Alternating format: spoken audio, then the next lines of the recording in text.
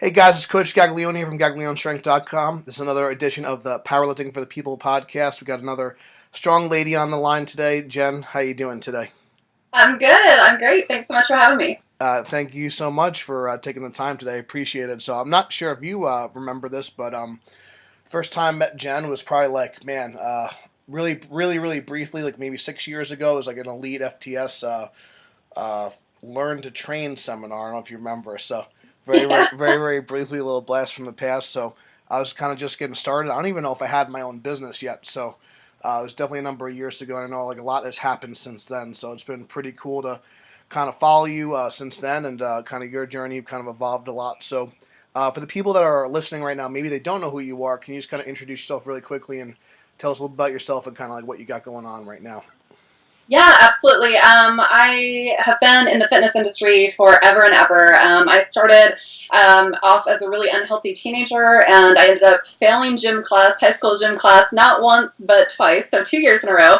And I ended up kind of having this big aha moment when I was about 18 years old and realized I had just let myself get really unhealthy and I wasn't active at all.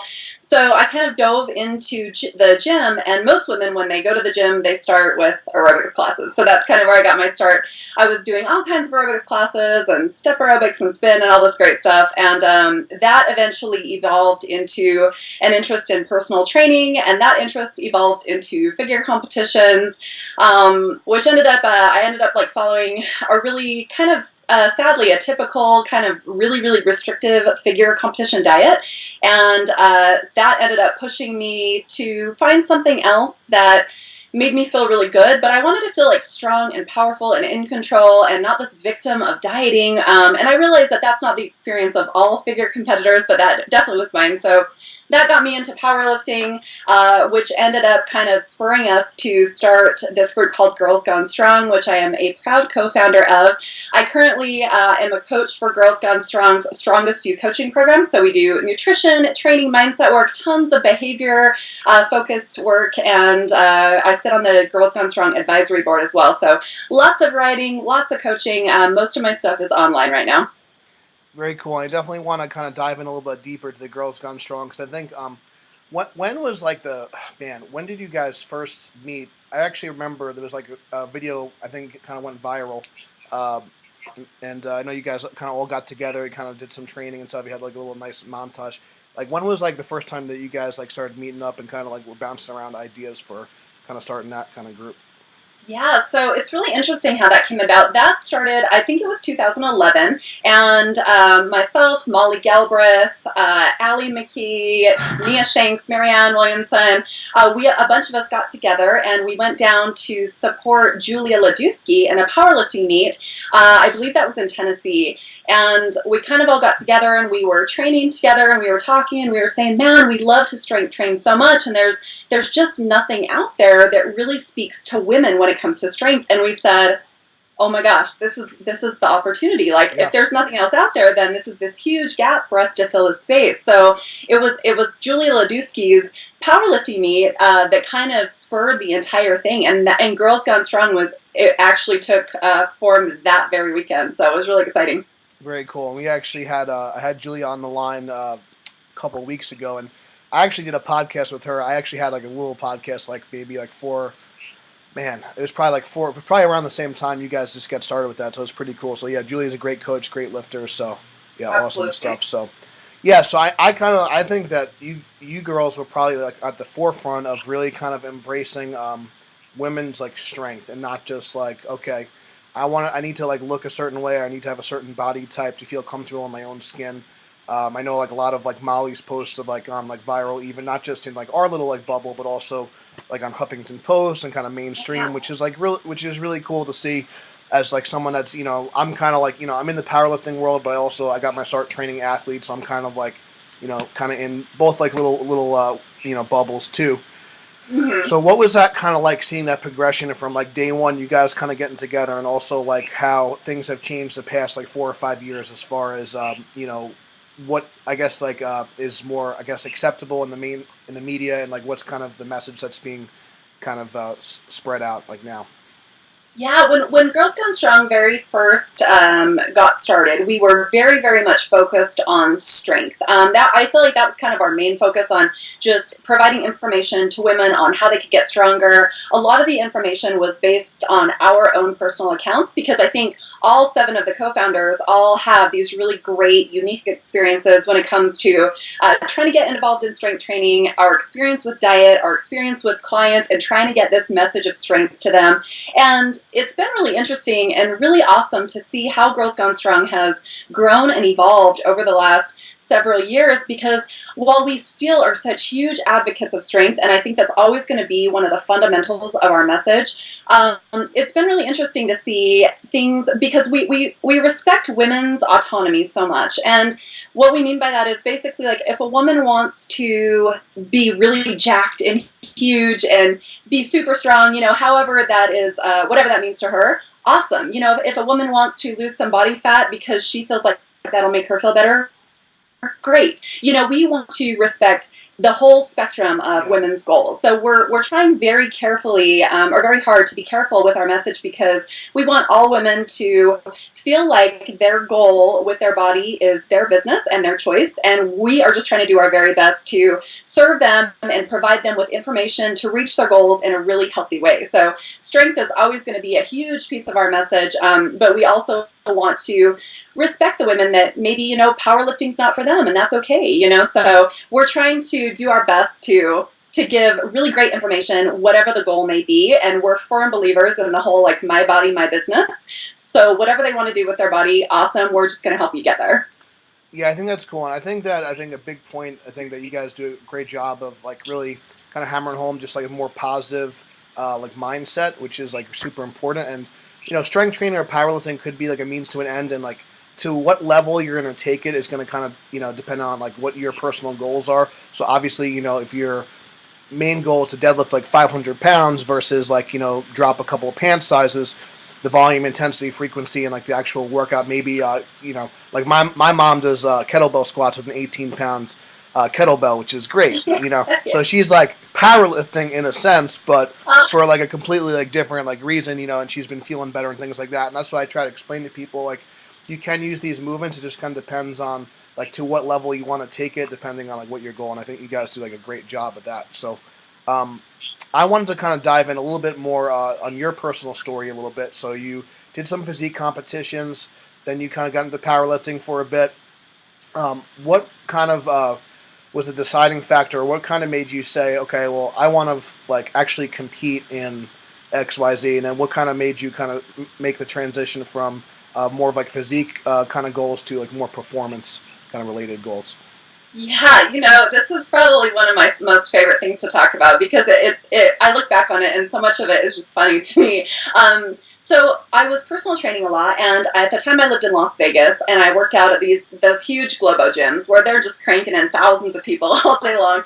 And I mean, you see some really impressive physiques down there, and I remember seeing all these figure competitors prepping for their shows, because, I mean, in huge gyms like that, they're prepping in these great big teams. And I thought, I can do that. Like, that sounds great, So I hired a physique coach, and we started on this really grueling 18-week prep. It was far too aggressive. I dieted way too hard. I was brand new to the industry. I just simply didn't do my research. I didn't know better, and I didn't try to know better. So I ended up going on to compete. I did really, really well, but I suffered a slew of health repercussions from the dieting that I went through. Hormone issues, thyroid issues, adrenal problems, like basically you name it, and I was suffering from it. So after my figure competition was over, my body rebounded and gained probably about 30 pounds over the course of just several months, and it was really rough for me mentally. Rough for me physically. I felt terrible. Rough for me mentally because, I mean, I had people coming up to me at the gym saying, "Oh, did you quit? Did you quit working out?" And so it was really difficult. And I look back now and I'm so grateful for that experience, though, because it really went to show me that I have to be more than just my body. Like, I can't just identify with this, like, really lean, ripped physique, because that's just not how I'm going to look all the time. So I started, I was just feeling terrible. I couldn't work out. My doctor actually went so far as to say, we don't know if you should actually, be participating in exercise anymore because your body's so stressed out. And I remember thinking, well, the gym is such a huge part of my life and I love to train so much. What am I going to do with myself? Right. So that's when I kind of turned to my good friend, who's now just one of my very closest friends and owner of Girls Gone Strong, Molly Galbraith. And I remember seeing her videos that she used to post on Facebook and stuff all the time, on YouTube, of her bench pressing and deadlifting and squatting. And I just thought, man, that looks so powerful and that looks so amazing. And I had never, ever focused on using the strength training as a way to build myself up. I always used exercise as a way to tear myself down. And so I thought, this is such a great opportunity, and that looks really fun. So I just dove into it head first. I started doing some Googling, and that's what took me to Elite FTS. At the time, and very much still probably now, they were just this huge leader in powerlifting and strength training. And I started, so Dave Tate, the owner of Elite FTS, I started tweeting him. I would send him these tweets. That's I was awesome. Reading all these. I read every article I could get my hands on Elite FTS. And nice. I mean, this was so many years ago. This was back when I don't think a whole lot of women were really just so excited to get huge. So I was tweeting him all the time and talking to him about these articles, and I'm sure he was like, what is this girl doing? But he ended up reaching out to me and said, hey, we have, spots opening up on the team. Would you be interested in writing for us? And I was beside myself. Like that, cool. I mean, I feel like some women just really like fantasize about like, oh, if I could just meet like Brad Pitt or, whoever famous. And for me, like Dave Tate was the end all be all. Sure, yeah. So I was stoked. And so he said, yeah, we've got some spots opening up on the team. Would love to see you apply. And I was like, oh my gosh, of course. So I applied. I was accepted. He brought me on to write for Elite FTS and allowed me to keep a training journal on the site, which to this day just blows my mind. It was such a great opportunity for me. And it was also, I was really nervous going into it because I knew nothing about powerlifting. Like, I had Googled a program, which happened to be DeFranco's Website for Skinny Bastards, just literally plucked it off the internet, like, no rhyme or reason, and thought, this is the program for me. So I started following Website for Skinny Bastards because I thought, like, this sounds really hardcore and I want to be huge. And, so I was keeping a training journal on Elite FTS, and I think it was really interesting. People actually read my journal a lot, and I think it's because they were so fascinated to see, like, this chick that knew nothing about powerlifting that's like, I'm going to go in and squat with chains today. I have no idea what I'm doing. So it was really fun. And that transition taught me so much. Like, that truly was the turning point for me, from focusing so much on how my body looked to seeing what it could do. And once I started to push it and see what it could do, I mean, I was amazed by myself. And looking back, that's a little bit sad because I was like, man, maybe I didn't think I was as capable as I was, but it really taught me so many valuable things. So that's how I got into the powerlifting. It's kind of cool, and I think it's, like, really realize, like, a lot of people sometimes are afraid to, like, reach out to people or ask for help and things like that. And I think, like, that story kind of just goes to show you, like, hey, a lot of times, like, I find, like, the real top people are, like, if they have time, they are humble, and they are willing to help. And as long as you kind of go about it the right way, I think, I think that's a really, really cool story. And I think besides, like, Julia, I mean, I remember you were probably, like, one of the first, like, women, like, on there that even had, like, a training log, which is cool. And I think, that definitely, I'm sure, like, set up a kind of the platform for, like, future success for you for sure, which is really cool. So, so what was, like, what kind of, as far as, like, so you dove into training head first, as far as, like, actually, like, what was it like, kind of doing, like, an actual, like, getting ready for, like, a competition, actually kind of, like, training for, like, a 1 rep max and actually, like, testing yourself and really kind of, like, going for, like, that max, like, that max strength? Yeah, so interesting enough, I've never competed in powerlifting. I've only ever done, like, mini powerlifting competitions for my own self in the gym. I've never gone on just kind of like mock meets and stuff like that. Yeah. Yeah, for some reason, I've never done an actual meet. It's something that still is on my list because I'm like, I feel like I really need to, like, slap the icing on that cake. But yeah, I've never really done a meet. But training for strength was so different and so new to me. I had never, I mean, I was like your typical go in and do like 12 to 15 reps, like bicep curl type of gal. And so to go in and squat and deadlift, I mean, it really challenged me. It took me so far out of my comfort zone, which was such a great thing and such a huge blessing for me. But it did not come without a learning curve. I mean, I have embarrassing stories backed up for who even knows how many years, because a lot of it is self-taught. I would watch these videos online and reach out to, a bunch of the people on Elite FTS were so helpful for me, and they were just so great, So it was really different for me to go in, and I had to teach myself a lot of mental fortitude. I wasn't used to having to tap into that for my training. Yeah. A lot of my training was just kind of autopilot, So when you have to like teach yourself to stick with it and grind, like the grind is something you have to learn, and that lesson carries over so well into just the rest of my life, Yeah. So Yeah, and I think especially like when I start working with women and stuff, like there's a way different kind of feeling like doing like an 8 rep set versus like a heavy triple, heavy double, heavy single, and yep. your approach is like has to be a kind of way different. So I think that's like really cool. Um, as far as like so I actually didn't know that you never competed, but that's totally fine. What do you have like kind of set goals for yourself like every couple of months, or what kind of like allowed you to kind of stay motivated even though you didn't have like kind of a contest like coming up? Did you test your lifts every couple of months, or like how did you kind of go about training and kind of setting goals for yourself?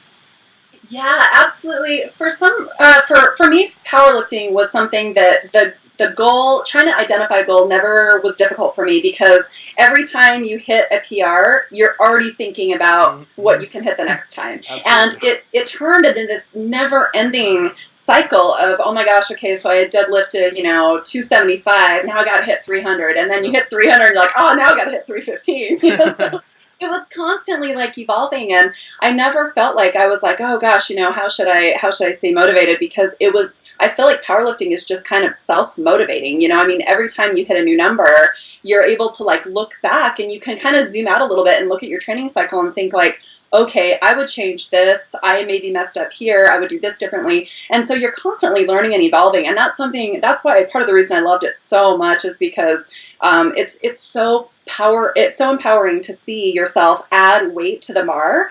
And man, that took me so far out from what my body looked like. And ironically, when I was really, really into training for powerlifting, that's the leanest and most muscular I had ever been without even trying to be. I mean, it was just nearly effortless. So yeah, I mean, it was very easy to like stay motivated just chasing those numbers. So I think that's a really great point too. I think sometimes, especially with women, if you're eating a good diet and things like that, obviously what the calories you're taking in makes a big difference. But a lot of times, the performance kind of training will kind of give you that kind of more athletic, kind of leaner look that a lot of people are looking for, and it takes a little bit of pressure off.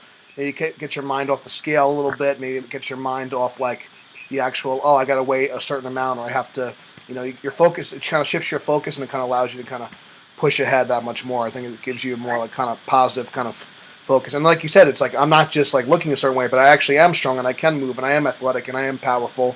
And I think that really helps with like your head too. So absolutely. So I'm sure with all your years of training that you didn't have, I'm sure like there wasn't always good days, sunshines and rainbows. Have you had any setbacks or injuries? And like if so, like what did you do to kind of overcome those and kind of get back and then kind of keep pushing forward? I've actually been really lucky in the sense that I've never really suffered a big injury. There was one time that I was squatting. I do have I do have a relatively weak core to the rest of my body. And I've also done yoga for so many years that I'm very, very mobile. So when you pair a super weak anterior core with a really flexy, flimsy spine, and you get into the bottom of a squat with a big load on your back, Sure. Weird things can happen. So something weird did happen. My discs actually shifted laterally a little bit. Nothing permanent, but it did put me out for just a couple of weeks. I was really lucky that injury wasn't more serious. But that's actually the only injury I've ever struggled with. Otherwise I feel like I don't know. I do so much mobility work, stability work. I try to eat well. I sleep a ton, so I've really tried to take good care of myself, and also just kind of coupled with a little bit of luck, I just haven't been injured. So yeah, I definitely think you should give yourself a little more credit too. I also see it, for at least from my perspective, that you got a really positive outlook on things. do take care of yourself. You're also, I'd say, traditionally, like, I don't know, how tall are you? If you don't, how tall are you? I'm about 5'9.5". I'm a tall girl. Yeah, so like you're not like, you don't have this like typical like kind of like short, like kind of stockier kind of weightlifter build. Like maybe you don't have like the best kind of leverages for maybe the squat or something like that, or maybe Yeah. benching, but you kind of work with your body. So maybe for like some of the girls that maybe or have some longer legs or a little taller, what advice do you have for them as far as some things to kind of look out for and just some kind of strategies to make sure that they're keeping their form in check and making sure they're lifting the right way, kind of pain free? Yeah, that's such a great question. I coach so many women online nowadays, and I think that's become more and more common. A lot of women are getting their programming online, which is awesome and it's fantastic. But one of the toughest parts of coaching that is you're not sure how they're moving in the gym. And, hopefully you can get them to take video and we can work through that. But sometimes it's just so helpful to be there with them in Oh person, yeah, and be able to kind of touch them and help them figure out, because put like this some here. people need that, that like kinesthetic awareness, like they need to feel your hand like on their back or whatever.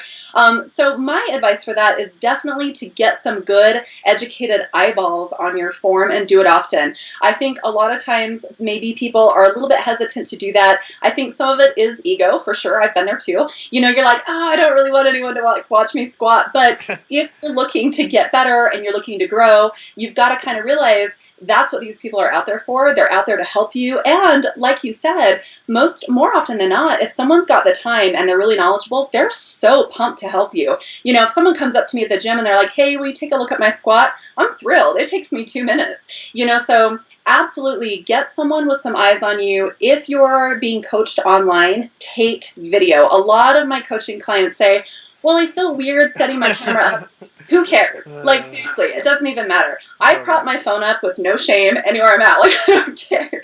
But you've got to get it done. If you want to learn and you want to grow and you want to stay safe, you've got to have some really, really solid feedback. And all of us have things that we could learn and be helped with. I videotape my stuff all the time. I have people take a look at it because I want to make sure, like, is there anything I could change? Or maybe your form's really solid, but it just takes a couple little tweaks and it could be so much more efficient and effective, and you could be lifting such heavier weights. So eyeballs on your lifts for sure.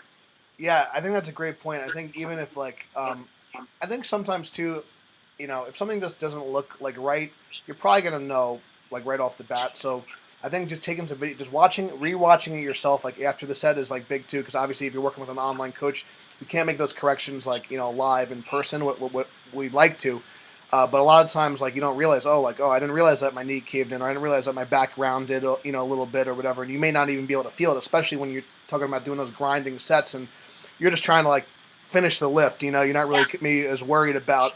Or you can't really kind of feel if your back's kind of moving or not. So I'm like, man, I'm a little over 10 years into just competitive lifting, and I still take videos of my lifts, and there's no shame in that. And I think, it's definitely important to say, hey, what do you think of this, or any tips with that? And there's nothing wrong with kind of experimenting and seeing what works for you. I think another good point is, everyone's body is different. So like the way like you're going to squat is going to look a lot different than like the way like I'm going to squat. So Yes. I think there's no kind of hard and fast rule. You have to like do it this way, or the bar like has to be like in this position, or you got to find what's comfortable for you and like what works for your body. And ultimately, if you're kind of lifting pain free and your numbers are going up and you're getting stronger, that's definitely a good indication you're on the right track. So Yeah. so I wanted to always like to ask if you could if someone was kind of like on the fence about like trying like maybe strength training or powerlifting, or just like kind of getting into more like maybe they're a cardio bunny and they're like looking to take that next step.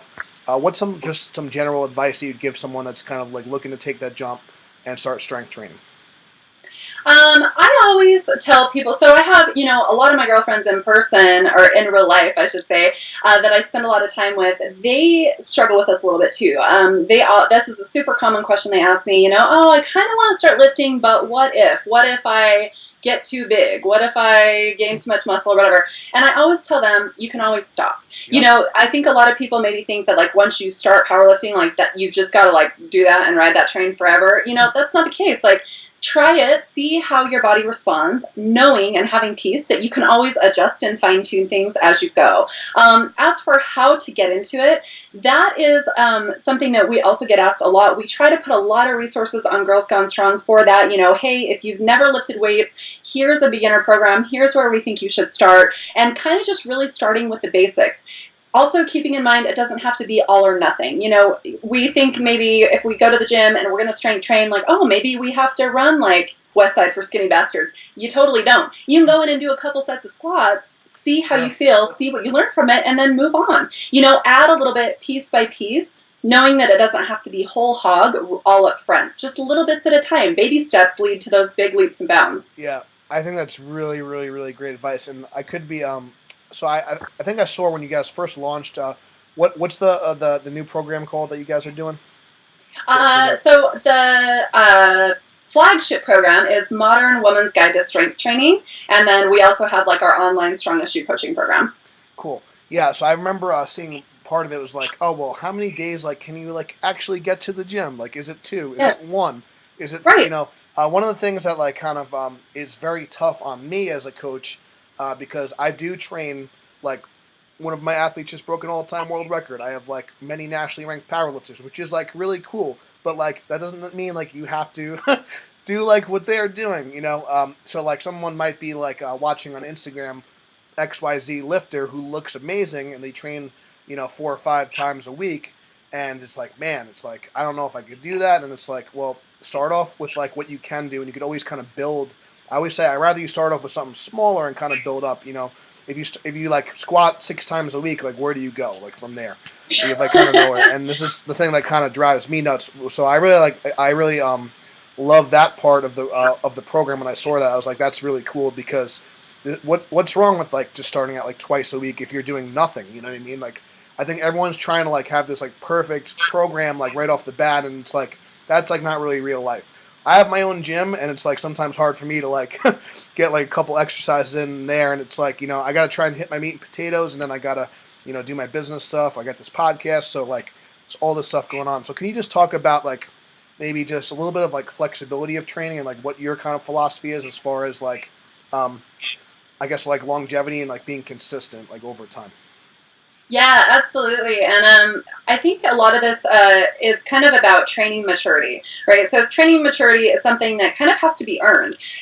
Think of it as, your way of moving through school. You have to kind of start in kindergarten. And that's a tough thing for, I think, a lot of people, because none of us want to start in kindergarten. We just want to know it all and do the best thing and nail it on the first try. And that's just never, ever the case. So I think it's important to kind of look at it like that. You've got to kind of start somewhere, learn from it, and continue to build on it. The stuff that I know from training and lifting and my body, it has taken a long time. So you kind of have to, it goes back to what you're saying, you really need to start small and then, kind of build on it. So I think it's just really important to know that you need to develop a foundation first and then move from there. As for training philosophies for us, we typically recommend that women do some type of strength or resistance training about 3 days a week.